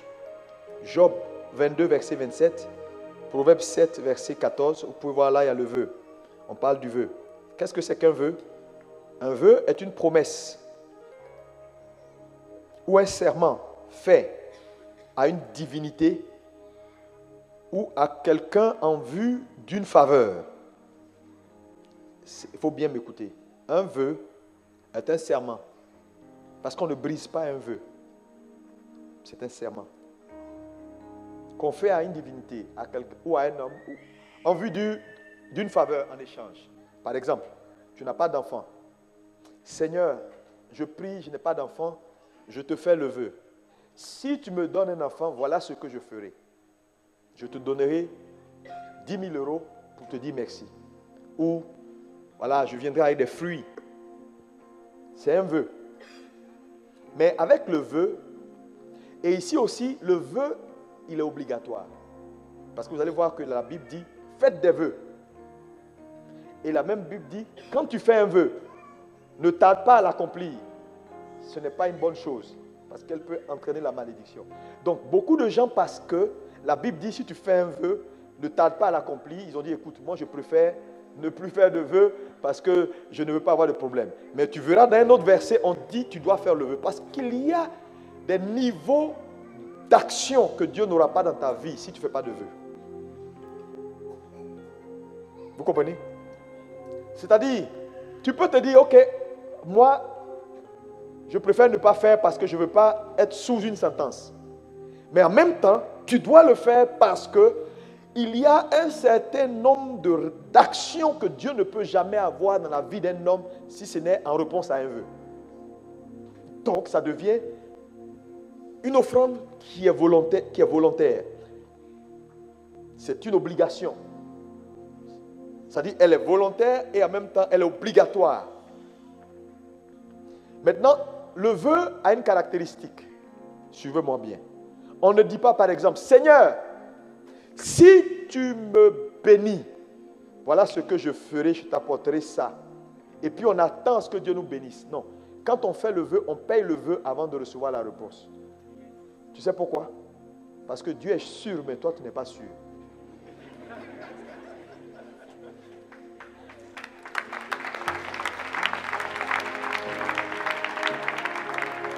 Parce que toi, il peut te bénir, tu vas fuir, mais lui, il ne fuit pas. Donc, en réalité, quand tu dis, Seigneur, si tu me donnes un enfant, je te donnerai, soit, disons, 200 €. Tu viens payer les 200 € parce que tu crois que Dieu l'a déjà fait. Donc, apporter ton vœu est la preuve que tu as la foi dans ce qu'il a déjà fait sa part. Mais on n'attend pas de voir avant d'apporter le vœu. C'est un signe d'incrédulité.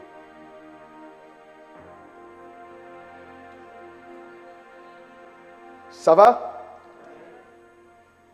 Les actions de grâce. Apocalypse 7, verset 17. Colossiens 2, verset 7. Éphésiens 5, 20. Les actions de grâce. Les actions de grâce sont les offrandes volontaires de remerciement, de reconnaissance.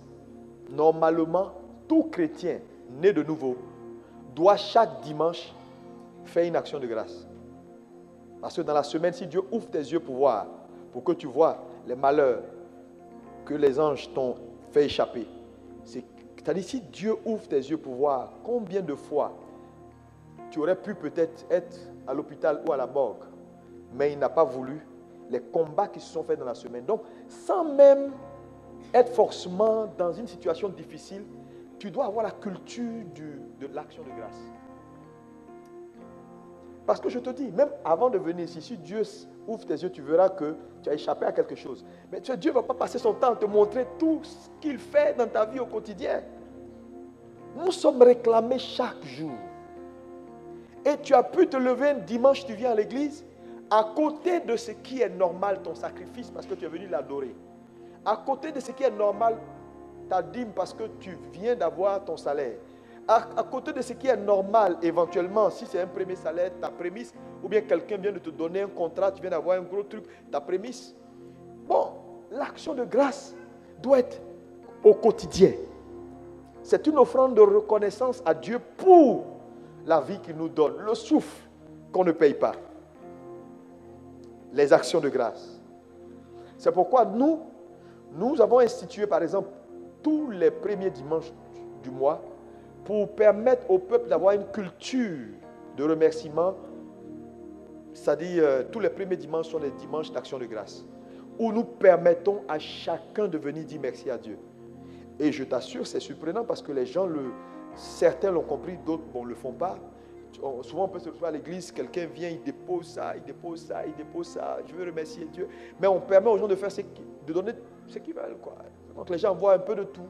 Et quand on regarde après, on utilise certaines choses qui donnent, certaines déposent des postes téléviseurs, des frigos, des salons, ils déposent tout ce qu'ils veulent. Et puis on regarde dans l'église les indigents, où on va, puis on partage, on donne aux gens, on fait plein de cadeaux. Alléluia. Parce qu'il faut, la reconnaissance se cultive.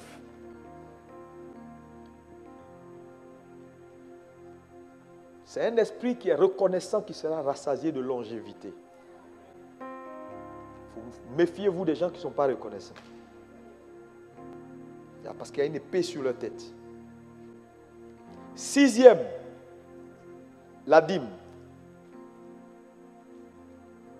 Bon, disons 6e, disons les dîmes d'abord. Parce que dans la Bible, il y a la dîme et puis il y a les dîmes. Disons, les dîmes, c'est tout ce qui vient de façon désordonnée dans ta vie. Quelqu'un vient et te donne 50 € en passant, tu enlèves. Donc dans la semaine, si tu as reçu 5-6 personnes t'ont remis de l'argent, quand tu viens dimanche, tu as ce qu'on appelle les dîmes. Parce que 1, 2, 3, 4, 5, 6, ce n'est pas ton salaire. Mais combien de gens qui payent les dîmes? Un oncle t'a vu. Ah, mais il y a longtemps, je ne t'ai pas vu. Voilà 200 €, tiens. Tu dis, ah, merci, tonton. Mais quand il te donne les 200 €, n'oublie jamais ceci. Enlève 20 €. Parce que si tu n'enlèves pas les 20 €, tu vas tuer la semence qui est censée perpétuer dans ta vie ce genre d'action. C'est pourquoi tu vas trouver des chrétiens. Ils te diront, mais depuis un moment donné, je sens que je manque d'argent. Avant, les gens me donnent de l'argent. C'est-à-dire quelqu'un me voit, il me donne. Parce qu'à un moment donné, on t'a donné, tu as mangé le fruit et le noyau. Et donc, ce même tonton-là, quand il va te voir dans 6 mois, au lieu de te donner, l'envie ne sera pas là. Et donc, tu vas assécher ta vie financière. Parce que tu dis, oh non, mais c'est quelqu'un qui m'a donné ça, ce n'est pas mon salaire. Hein? Non, il y a ce qu'on appelle les dîmes. Les dîmes, les hommes d'affaires payent les dîmes parce qu'ils ont plusieurs affaires. Non? Donc maintenant, bon, c'est pratiquement le même principe. Maintenant, il y a la dîme. En 7e position, la dîme. La dîme. Quand on parle de la dîme, c'est quoi? Ça, c'est tout un enseignement. Je ne sais pas s'il faut en parler, mais je ne pourrais pas en parler maintenant, ce n'est pas possible. Je verrai ce que Dieu me dira. Demain ou, je ne sais pas, je vais voir si Dieu veut. Parce qu'il y a des choses importantes à comprendre ici, que beaucoup de gens ne comprennent pas. Parce que je te dis, mon frère, viens. Je veux montrer quelque chose. Où est ce frère? Tu travailles dans quelle structure ici? BTP consultant. Ok. Ce frère, tu vas au travail, imaginons, tu vas au travail tous les matins. Tu te lèves à 6 heures, tu prends ton métro, tu as ta voiture, tu reviens, tu travailles. Il va, il travaille. Il donne ses services. En retour, chaque fin du mois, le patron vient et dit, voilà, 10 000 € ton salaire. Mais le salaire qu'on lui donne,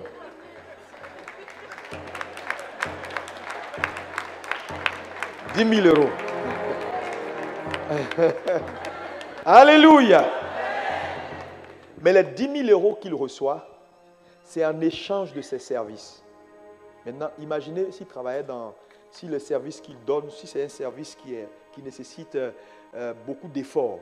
Parce que là, c'est l'effort intellectuel. Mais ça peut nécessiter de l'effort physique.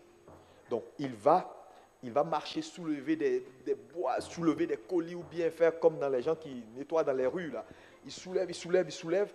Et quand il rentre à la maison le soir, il est fatigué, il a mal au dos, il a mal à la tête. Mais n'oubliez pas qu'il a déboursé de l'énergie. Chaque jour, il débourse de l'énergie. Donc, c'est sa vie qui se dégrade chaque jour. Mais pour chaque vie qu'il perd, on fait le cumul dans le mois et on échange cette vie-là par les 10 000 €. Donc, les 10 000 € qu'on met dans sa main, ce n'est pas seulement de l'argent. Derrière, il y a une vie qu'il ne va plus jamais retrouver jusqu'à ce que Jésus revienne.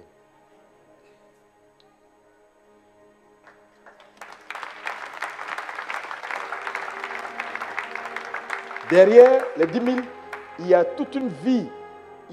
Parce qu'après, il va se retrouver il sera dans un état où il ne peut plus avoir la vigueur de son enfance. Parce que le travail nous dégrade. Vous comprenez? Maintenant, lui, il prend cet argent-là et il regarde ça. S'il ne comprend pas que l'argent-là, c'est sa vie, et que quand maintenant le maître dit, sur les 10 000, envoie-moi au minimum 10% pour que je te remplace la vie perdue, il va mourir vite s'il ne donne pas.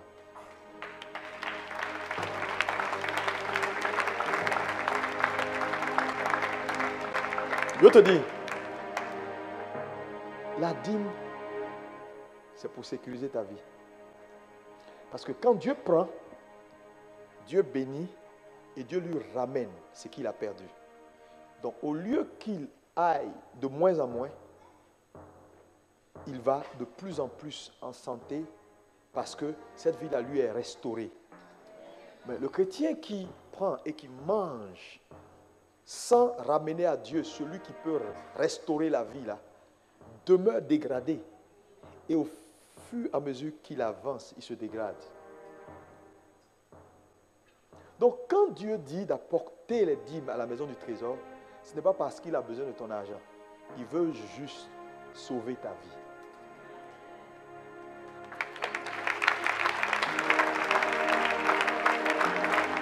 Vous savez, merci mon frère, quand les gens comprennent, ils le font. Parce que beaucoup de gens ne savent pas, ils ne comprennent pas. C'est pourquoi ils sont dans la désobéissance. Ils sont parce qu'ils ne comprennent pas. Ils ne comprennent pas. Que le principe est le simple. Et ce principe-là, il est énoncé dans la parole de Dieu. Là où est ton trésor, ton cœur sera là-bas. Je te dis la vérité.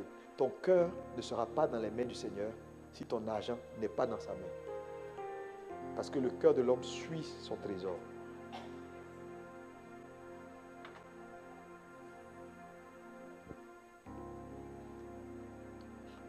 Moi, il m'est difficile d'être très loin de l'œuvre.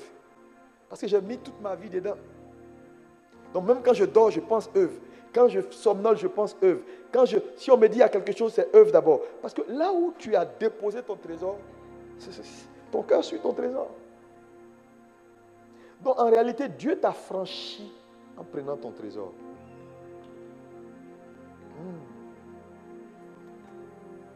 C'est pourquoi vous allez voir que quelqu'un qui ne sait pas s'investir et donner à son église n'aimera jamais cette église-là comme il le faut.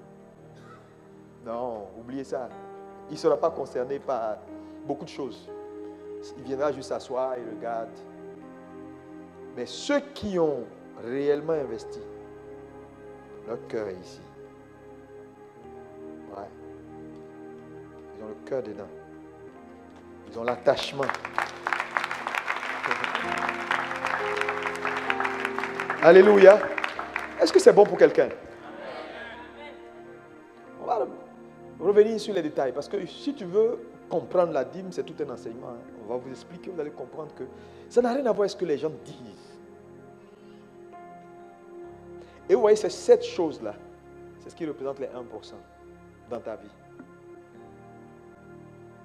Tout type d'offrande que tu peux faire dans le monde, il doit avoir un fondement dans les 7 là. Sinon, Dieu n'agrée pas.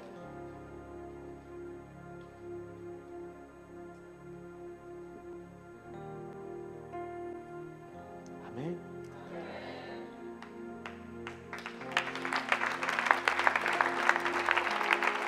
Et en tant que chrétien et croyant, voilà ce que Dieu attend de vous. Pour vous apporter la vraie liberté. Parce que quand un homme est libre de tout ce qui est matériel, il est libre. La Bible dit celui qui est fidèle dans les richesses injustes. Les richesses injustes, c'est quoi? C'est le matériel. Mais il ajoute le mot injuste parce que c'est des richesses corrompues. Dieu lui donnera les richesses éternelles. Donc on peut jauger l'amour de quelqu'un pour Dieu par la façon dont il gère ses finances. L'approche ou la façon dont ta relation avec tout ce qui est matériel détermine, on peut à partir de là juger l'amour que tu as pour ton Créateur. C'est ce que la Bible dit. Les richesses injustes et matérielles, vous aurez ce qui est éternel. C'est pourquoi il dit on ne peut servir Dieu et maman. Pas où et. Ils sont tous les deux dieux. Tu ne fais pas gaffe. Un des dieux là va prendre ton cœur. Mais pour que le Dieu Jéhovah, celui qui a laissé Christ dans les morts, prenne ton cœur, il faut que tu comprennes que quand il te dit donne, c'est parce qu'il veut te le ramener sous une autre forme.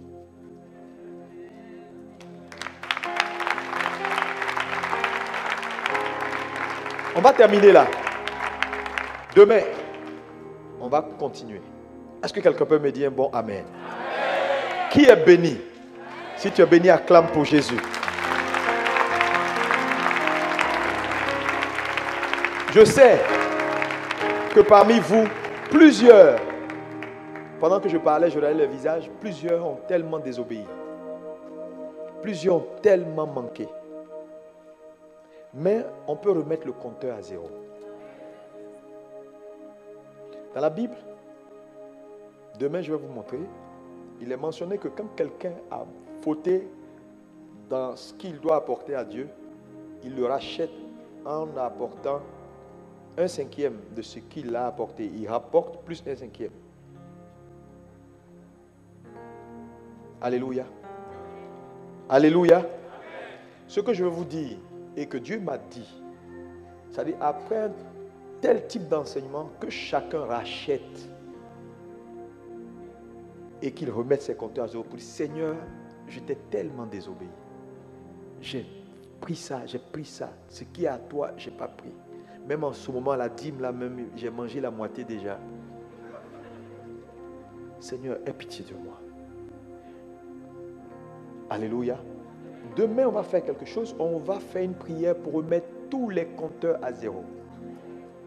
Mais je veux que toi, en tant qu'enfant de Dieu, tu viennes avec une offrande que Dieu mettra dans ton cœur pour demander pardon. Si tu veux, il ne faut pas le faire. Je suis venu pour t'aider.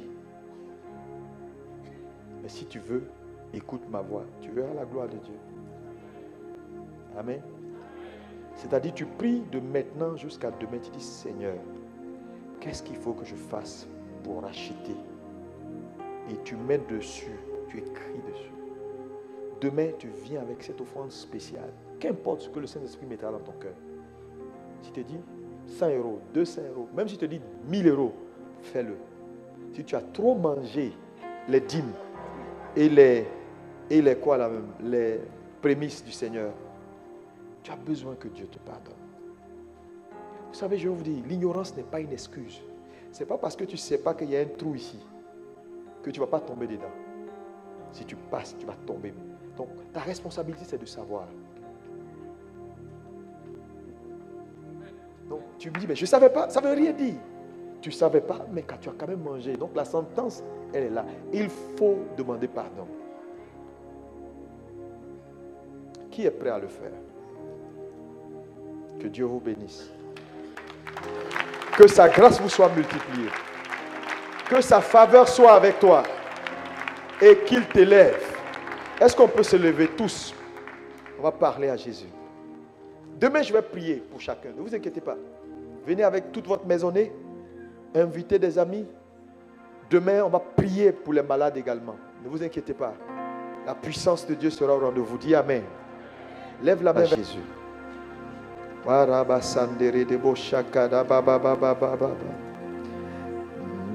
Mélodie venue du ciel. Mélodie venue du ciel. Un chant doux et merveilleux. Tous les anges en harmonie d'une seule voix célèbrent ton nom. Ta puissance et ta splendeur. Tout le monde fort. Ta gloire remplit l'univers. Ton éclat et ta splendeur, ta beauté sont incomparables.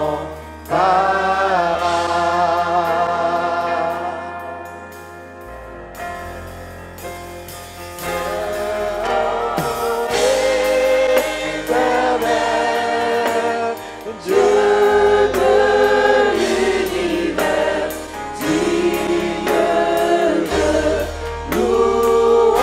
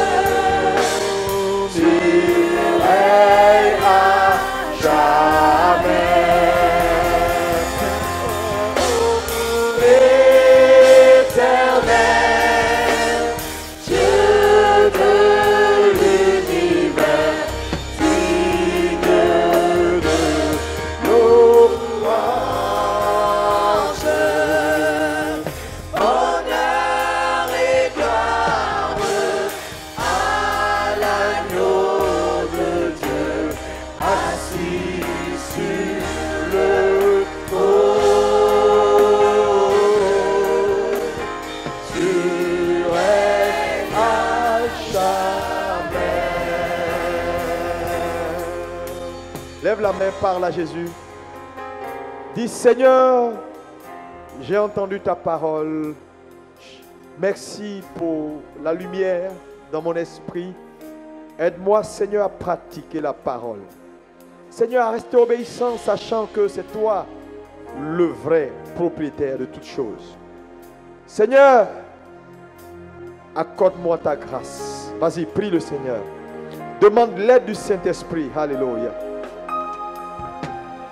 Mélodie venue du ciel.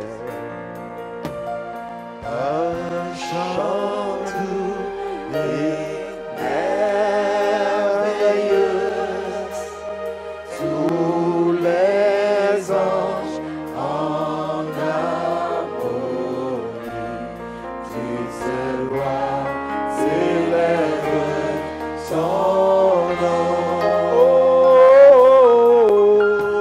sa puissance et ta splendeur, ta joie remplit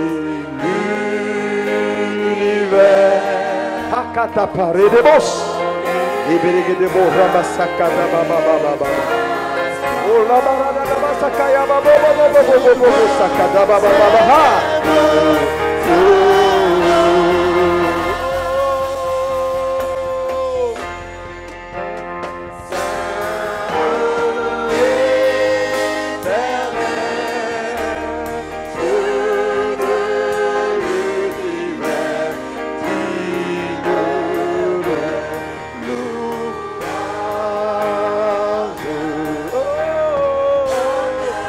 Kata parada basandere de bossa kata paro basaya. Ekata baba baba baba. Assis sur le trône, tu règnes à jamais. Seigneur, merci d'avoir été avec nous. Merci pour ta parole. Merci pour les cœurs transformés. Merci pour l'amour de Dieu qui grandit dans nos cœurs. Merci pour la puissance de Maman qui est neutralisée. Au nom puissant de Jésus. Dans cette église, on trouvera des hommes et des femmes qui craignent Dieu. Des hommes et des femmes qui ont compris l'importance, Seigneur, d'aimer Dieu avec sa vie et avec ses biens. Alléluia. Pour kataparoba sakada baba baba. Rekede borida basandere de bosh. Libra kata papa papa. Tout ce qui est pouvoir de Maman, Seigneur, j'annule cela au nom de Jésus. Hey, bakata parosaya. Au nom puissant de Jésus, je commande à tout esprit d'avarie, tout esprit démoniaque, lâchez la vie.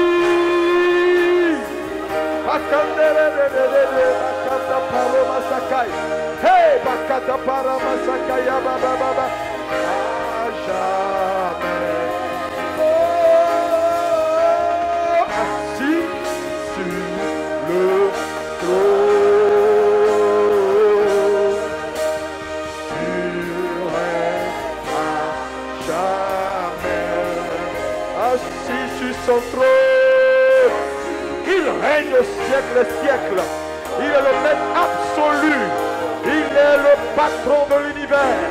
C'est lui qui a la sagesse. C'est lui le sauveur. Jésus-Christ de Nazareth. Hey! Let your presence fall. Quelqu'un parle la langue, parle la langue, parle la langue, parle la langue.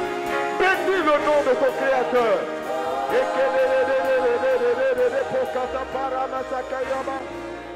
Jesus.